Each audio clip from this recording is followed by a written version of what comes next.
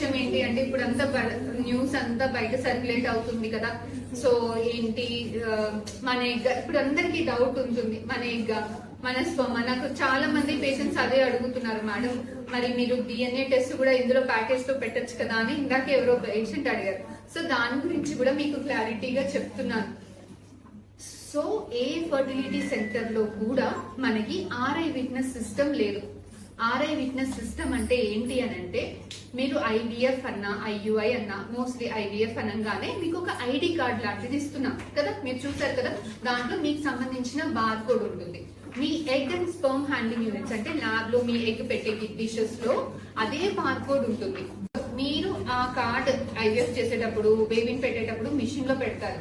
At side నుంచి వచ్చేది మీ egg, మీ sperm handling units, మీ baby అయితేనే మిషన్ యాక్సెప్ట్ చేస్తుంది, లేకపోతే బజర్ మోగుతుంది. సో దీన్ని RI విట్నెస్ సిస్టమ్ అంటారు. అంటే ఖచ్చితంగా బై మిస్టేక్ కూడా ఎటువంటి మిస్టేక్స్ జరగకుండా ఉండేదానికి అన్ని జాగ్రత్తలు తీసుకున్నాం.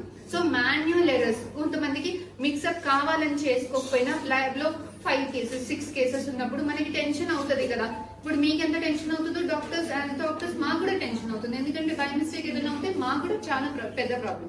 సో ఇలాంటి బై మిస్టేక్ కూడా ఎటువంటి మిస్టేక్స్ జరగకుండా ఉండేదానికి for the first time AP తెలంగాణలో RI విట్నెస్ సిస్టమ్ 49 లాంచ్ చేసింది. ఇప్పుడు కాదు, ఇది లాంచ్ చేసి కూడా 1 year దాటిపోయింది. ఓకేనా. సో ఎటువంటి అనుమానాలు, భయాలు లేకుండా ఇప్పుడు నేను ఎందుకు చెప్తున్నానంటే, ఇప్పుడు బయట న్యూస్ అలా అన్ని సర్క్యులేట్ అయ్యేసరికి అందరూ కొత్తగా వచ్చి అడుగుతున్నారు. సో అందుకే నేను చెప్తున్నాను. సో ఎటువంటి అనుమానాలు లేకుండా ధైర్యంగా యూ కెన్ టేక్ IVF. ఓకేనా.